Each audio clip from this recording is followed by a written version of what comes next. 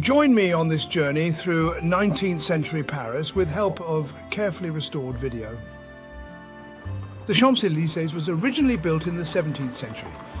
It was originally called the Allée des Tuileries. It is known for its tree-lined sidewalks, its luxury shops and its iconic landmarks such as the Arc de Triomphe. In the 1900s, the Champs-Élysées was a popular destination for tourists and locals alike. It was a place to see and be seen. The Paris People Walker, also known as the Marcheur Parisien, was a popular tourist attraction in Paris in the late 19th and early 20th centuries. It was a mechanical device that allowed people to walk on a treadmill while viewing a panoramic view of the city. The Paris People Walker was invented by a French engineer named Émile Reynaud. It was first exhibited at the 1898 World's Fair in Paris, and it was an instant success. People were fascinated by the ability to walk on a treadmill while viewing a moving image of the city. It was relatively inexpensive and accessible to people of all classes. The Paris People Walker was eventually replaced by other forms of entertainment, such as cinema and television. However, it remains a fascinating relic of a bygone era. As in all other large cities, Paris had their own firefighters.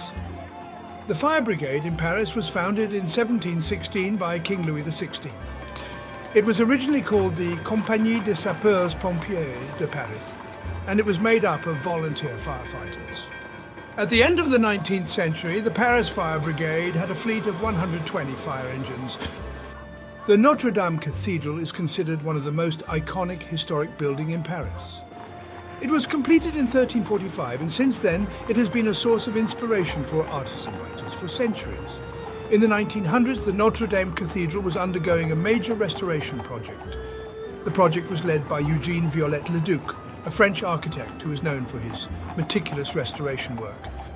Viollet-le-Duc restored the cathedral's gargoyles, its stained glass windows, and its flying buttresses.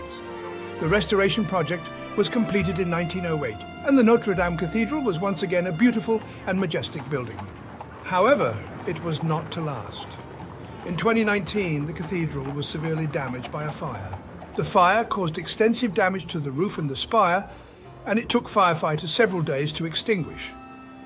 The restoration of the Notre Dame Cathedral is ongoing, and it is expected to take several years to complete.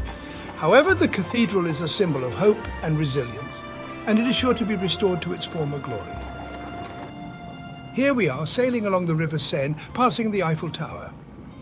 The tower is still brand new as it was completed in 1889 for the World's Fair in Paris.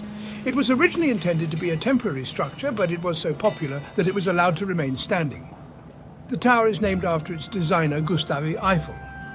Eiffel was a famous civil engineer who also designed the Statue of Liberty's framework.